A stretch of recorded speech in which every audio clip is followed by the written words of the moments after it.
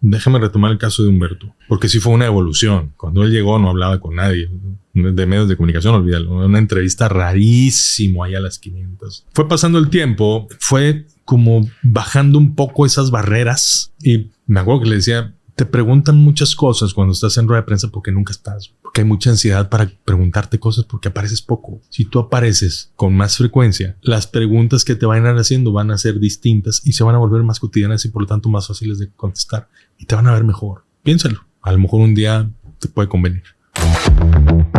¿Cómo manejan ustedes el hecho de que hoy en día, hablando de las redes sociales, es tan sencillo que cualquier persona, en este caso, pues, el futbolista es un empleado del club, ¿Cómo controlan que es tan sencillo que la comunicación sea errónea?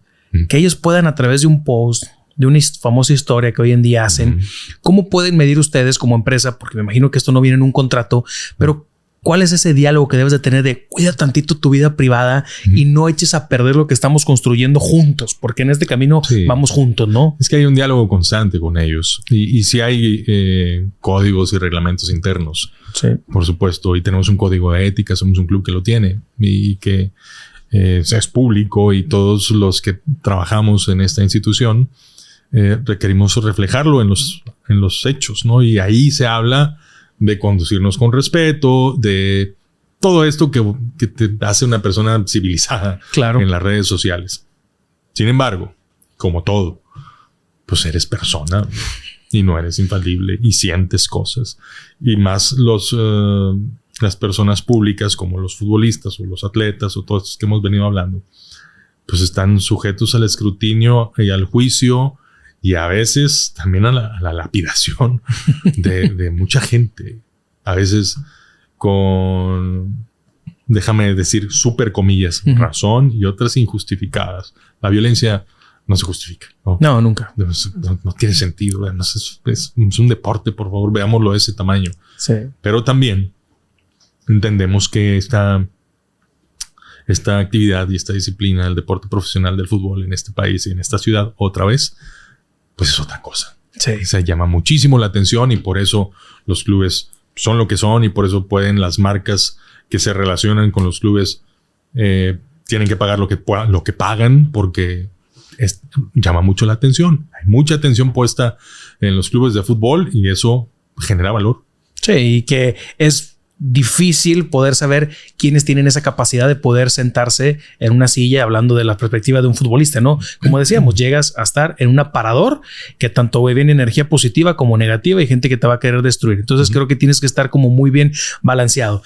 Quiero hablar de un tema y me voy a ir un poquito para atrás. Hay una frase que yo he escuchado en muchas ocasiones que dicen: al crack hay que tratarlo como crack. Pero hablamos de este fenómeno que sucedió en Rayados, que era Humberto Suazo, ¿no? Que es un caso muy atípico de un extraordinario futbolista, que era un fenómeno en el campo, pero era muy introvertido, fuera de...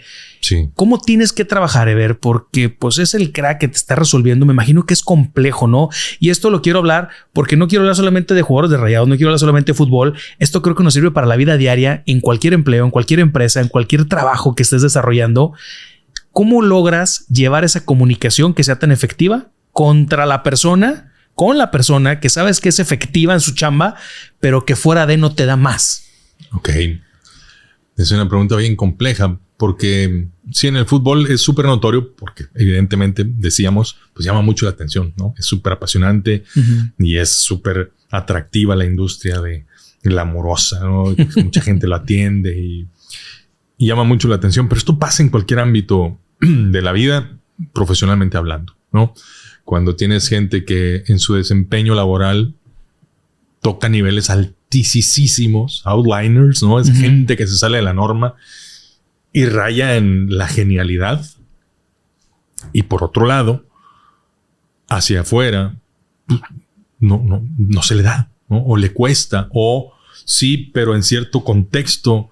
Entonces, cuando además conforma parte de un grupo de personas que también tienen expectativas, que también para que dé ese nivel altísimo del que hablábamos, pues estos necesitan estar cerca porque solito no lo va a dar, ¿no?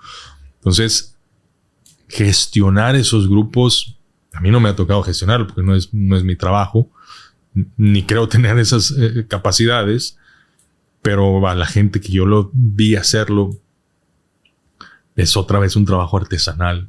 El estirar lo suficiente, pero no lo tanto como para que aquel se me salga de control, pero soltarle un poquito, pero no tanto para que no sea el dueño del equipo, porque el dueño del equipo no es él. Es parte de un equipo, y los otros que sepan también que son tomados en cuenta.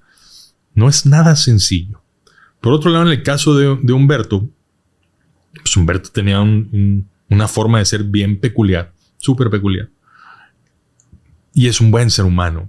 Y creo que quienes estuvieron cerca de él en este equipo, o en esos equipos en donde estuvo participando con los Rayados, lo leían bien.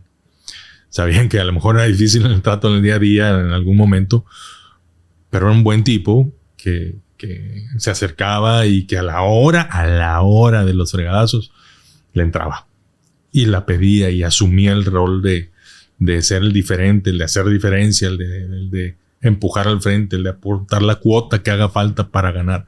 Él tenía eso. Y no es nada fácil de encontrar. Sí. Entonces sus compañeros lo sabían, creían en él en esa parte, y también sabían y conocían que de pronto era complicado en el trato en el día a día, pero no era una mala persona. Sí. Entonces eso generó un entorno bien apto para lograr los resultados que esa generación de futbolistas en este equipo, por el ejemplo que pusiste de él, pues alcanzaran, ¿no?, esos resultados. Sí, que es un balance bien interesante, porque como dices tú, el cuate rendía y tal vez no era la persona más empática con todo el mundo, pero te daba un resultado, era buena persona y te daba un resultado que era muy palpable para todos, ¿no? Sí, él era cerradón en las masas, ¿no? Sí. Pero una cosa rarísima, porque en el terreno de juego con 80,000 personas viéndolo, una máquina. Pero cuando estaba en el trato 1 a 1 era bastante tímido, ¿no? Sí. Y medio se cerraba y medio hosco. Pero no era un mal tipo, ni era un tipo que nunca hablara. No, en corto, súper extrovertido. Y principalmente una característica que yo siempre noté, porque tuve la suerte de estar muy cerca de él muchas veces, es que se volvía uno más del grupo, ¿no? No pretendía ser tratado distinto. Él además valoraba cuando lo trataban perfectamente normal, ¿no?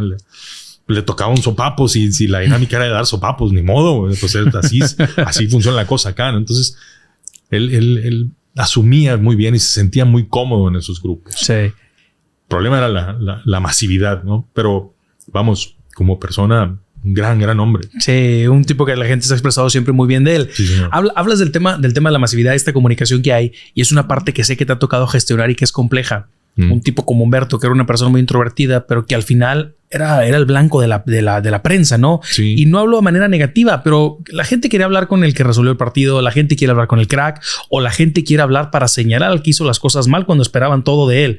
¿Cómo logras tú lidiar? Y hablo en la parte profesional, que tienes que ser muy inteligente, porque al final la prensa, buena o mala, dependemos de ellos, ¿no? Para muchísimas cosas. ¿Cómo es esa relación, Ever? Déjame retomar el caso de Humberto. Porque sí fue una evolución. Cuando él llegó no hablaba con nadie. De medios de comunicación, olvídalo. Una entrevista rarísimo allá a las 500. Fue pasando el tiempo y él, además de asentarse más en la ciudad y volverse prácticamente un regiomontano, porque sabía hacer carne asada. O sea, sí, aprendió todos los rituales. Agarró todo el rol. Sí, todo el paquete completo. Fue como bajando un poco esas barreras. Y me acuerdo que le decía, te preguntan muchas cosas cuando estás en rueda de prensa porque nunca estás. Porque hay mucha ansiedad para preguntarte cosas porque apareces poco. Si tú apareces con más frecuencia, las preguntas que te vayan haciendo van a ser distintas y se van a volver más cotidianas y por lo tanto más fáciles de contestar. Y te van a ver mejor. Te va a hacer bien. Piénsalo. A lo mejor un día te puede convenir. Se lo llevó en su oportunidad y un día dice, ok, vamos a hacer eso. Llegó un punto en donde me decía, ya es viernes, ya me toca hablar. Me explico. Porque encontró esa posibilidad de generar él propio su narrativa. Que nadie más tuviera que contar la historia. Él te la contaba. Él podía hablar de los conceptos que él quería compartir. Sí, con las preguntas que le hacían. Pero además era un tipo de un discurso bastante bien estructurado. O sea, no contestaba superficialidades. Para nada, ¿no? Sí, se mojaba los pies. Entonces, él fue creciendo con eso, adoptándolo y lo usó a favor. Sí. Entonces terminó, creo yo, teniendo una buena relación con los medios de comunicación cotidianamente. Sí, que tardó, pero se logró. Sí. Hablando en tema de comunicación, y ahora nos vamos al contexto general, hablando del fútbol mexicano, ¿qué pasa? La época que estamos viviendo del fútbol, que creo que estamos entrando como una época, yo le quiero llamar de drama, porque los que nos gusta el fútbol, estamos en una época de drama, ¿no? Sufrimos, no estamos logrando los objetivos. ¿Crees que se deba? Yo desde mi trinchera siempre he dicho que siento yo que falta mucha preparación en todos los aspectos, no solamente deportiva, del futbolista en general. Lo hablabas tú desde la educación que pueden tener a lo que se puede exigir. ¿A qué se debe tanto la preparación en el tema intelectual? Porque lo ves desde hoy en día, desde una respuesta en una rueda de prensa que te puede dar un futbolista de la selección mexicana, que tú quieras que te dé una palabra de aliento y te conteste una barbaridad. ¿Cómo puedes ver tú desde las bases cuál puede ser ese cimiento? No digo perfecto porque no tenemos la lámpara maravillosa, pero cuál crees que sea un camino, Ever, para que nos lleve a todos lados, tanto en lo deportivo, en lo profesional hablando, en este tema intelectual, ¿no? Que también se necesita. Yo creo que los equipos de fútbol, y todo esto que estoy diciendo es una opinión personal. Quiero dejarlo súper claro, no representa necesariamente la opinión del club en donde trabajo. ¿Ok? Entonces, dicho lo anterior,